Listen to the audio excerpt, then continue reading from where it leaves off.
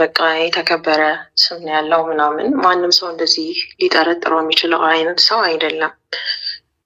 ግን በቃ ሌላ ፐርሰናሊቲ ነው ያለው ምናምን። እኔም ደግሞ ስቀርበው እንደ ጥሩ ሰው ነበር መጀመሪያ ያቀረብኩት። ያው በስራ አወቅኩት። ከዛ ደግሞ ባለው ባክግራውንድ ጥሩ ሰው ነው በሚል ነበር የቀረብኩት። ግን በጣም እንደዚህ በተገናኘን ቁጥር በጣም አቢዩዝ ያደርገኛል ምናምን።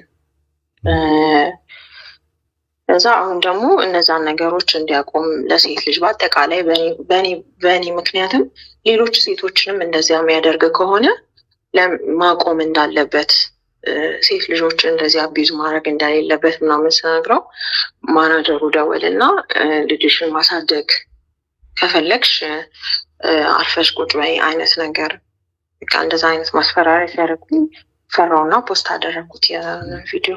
ምንድነው የጸብ መነሻ ነበረ ወይስ የጸብ መነሻ ነበራችሁ ሲሆን? ምንም አይነት የጸብ መነሻ አልነበረንም። ግን እንደነገርኩ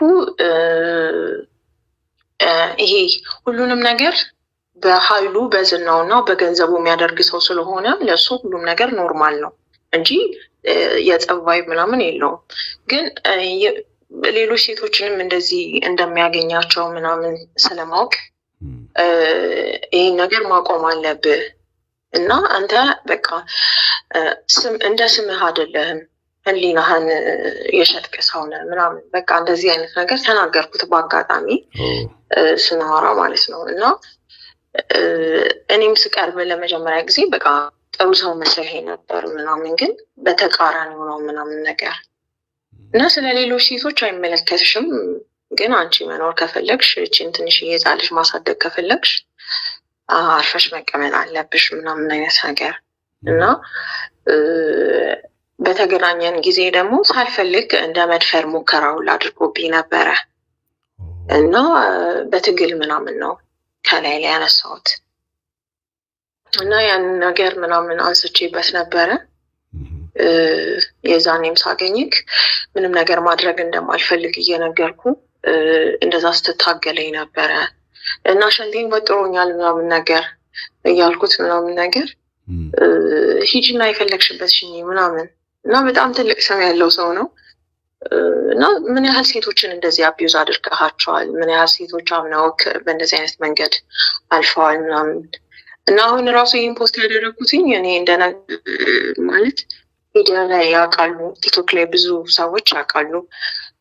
የመጣሁበት መንገድ ቲቪ ላይ ምናምን ሆስት አደርግ ነበረ፣ መቄዶንያ ሰራ ነበር ምናምን እና በሰርባቸው አጋጣሚዎች በሙሉ አቢዩዝ ስደረግ ነው የኖርኩት ህይወቴ ሙሉ እና የሆነ ስራ ጀምራለሁኝ እዛ የስራ መንገዴ ላይ በቃ እንደዚህ አይነት ነገር ያጋጥመኛል ምናምን ከዛ አልፈዋለሁ ምናምን እና በቃ ይሄ ሴት መሆኔ እስከሚያስጠላኝ ድረስ ምናምን ለምን እና በቃ የሆነ ይሄ ሰሞን እንደውም በቃ ሳለቅስ ነበረ እና በቃ በእንደዚህ አይነት መንገድ ደግሞ ትፈራለህ።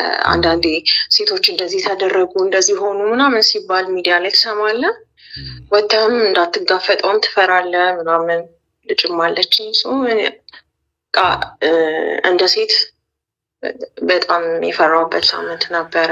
ሲሆን ምናልባት በታዋቂ ሰው አቢዩዝ የምትደረጉ በታዋቂ ወንዶች አቢዩዝ የምትደረጉ ሴቶች ሴክሹዋሊ አቢዩዝ የምትደረጉ ሴቶች አዳምጡኝ።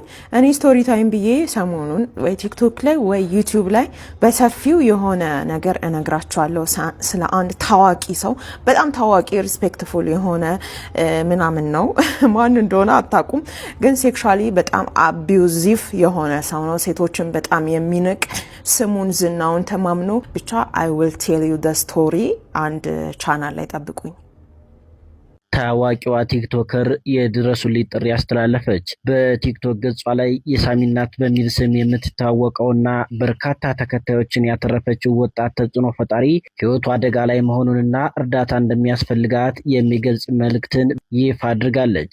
አንድ ታዋቂ ሰው ጥቃት እያደረሰብኝ ነው የምትለች ወጣት አሁን ደግሞ የልጇ ደህንነት ስጋት ላይ መውደቁንም ገልጻለች። ይህች ወጣት ቲክቶከር ባስተላለፈችው አስቸኳይ የድረሱልኝ ጥሪ ላይ እንደገለጸችው አንድ ስሙ ያልተጠቀሰ ታዋቂ ሰው ቀደም ሲል በርካታ ስነልቦናዊና አካላዊ ጥቃቶችን እንዳደረሰባት የገለጸች ሲሆን ይህ አልበቃ ብሎት አሁን ላይ ጥቃቱን ወደ ልጇ በማዞር በልጅ እያስፈራራኝ ነው ስትል የደረሰባትን ከባድ የስነልቦና ጫናና ማስፈራሪያ ለህዝብ ይፋ አድርጋለች። የሳሚ እናት ነገሩ ከቁጥጥሯ ውጭ መሆኑን በመገንዘብ ሊደርስባት ለሚችለው ለማንኛውም ችግር ቅድመ ዝግጅት ማድረጓን የገለጸች ሲሆን ማንኛውም አይነት አደጋ ቢደርስባት በአፋጣኝ ማስረጃው ለፖሊስና ለሚዲያ እንዲደርስ ለምታምናት ቤተሰቧ መስጠቷንም ገልጻለች። በማጠቃለያም ለሴት ፍትህ ሩቅ ቢሆንም እስከምንችለው ድረስ መታገል አለብን በማለት በቲክቶክ ገጿ የደረሱልኝ መልእክት ያስተላለፈችው የሳሚ እናት የሁላችንም እገዛ ትፈልጋለች። መረጃውን ሸርና ሪፖስት በማድረግ ለሚመለከተው አካል ታደርሱላት ዘንድ በትህትና እንጠይቃለን። መልካም ምሽት። አንዳንዴ ካንቺ በላይ ህፃን ሆናለሁ። ይደክመኛል። መታቀፍ መሳም ያምረኛል። አይዞሽ መባል ያምረኛል። የሆነ ሰው ጸጉሬን እየነካካ እኔ ያለሁልሽ እኮ ለምንድን ነው የምትጨነቂው እንዲለኝ ይፈልጋለሁ። ሁሉም ሰው ለካ በውስጡ ይዞት የሚዞረው ትንሽዬ ልጅ ውስጡ አለ። አየሽ፣ አንዳንዴ ይደክማል፣ አንዳንዴ ይሰለቻል። እናም ዝም ብለሽ ተኝተሽ የሆነ ሰው ጸጉርሽን እየነካካ አይዞሽ እኔ ያለው ለምንድን ነው የምትጨነቂው እጄን ያዥው እንዲልሽ ትፈልጊያለሽ። እኔ ደግሞ አንቺ ብቻ ነው ያለሽ፣ አንቺ ብቻ የኔ ልጅ፣ ግን ከሁሉም ትበልጫለሽ። ከሁሉም ማንም ባይኖረኝ ግድ የለኝም። አንቺ ጸጉሬን ስትዳብሽኝ ሁሉንም እረሳዋለሁ። ሁሉንም እንኳን ኖርሽኝ። ሴት ስትሆን ብቻህን ስትሆን ደግሞ ብዙ ነገር ያጋጥመሃል እና አሁን ሼር ያደረኩት ቪዲዮ ላይ ያው ፈርቼም ነው። አንደኛ ያው ልጅ ያለው ሰው ፈሪ ነው። ልጅ ስላለ ታውቀዋለህ ብዙ ነገር። ብቻዬን ስለምኖር ከልጅ ጋር ያው በተፈጠረው አንዳንድ ግጭት አንዳንድ ሰዎች የራሳቸውን ስህተት ለመደበቅ ሲሉ ሰው የሚጎዱ ሰዎች አሉ።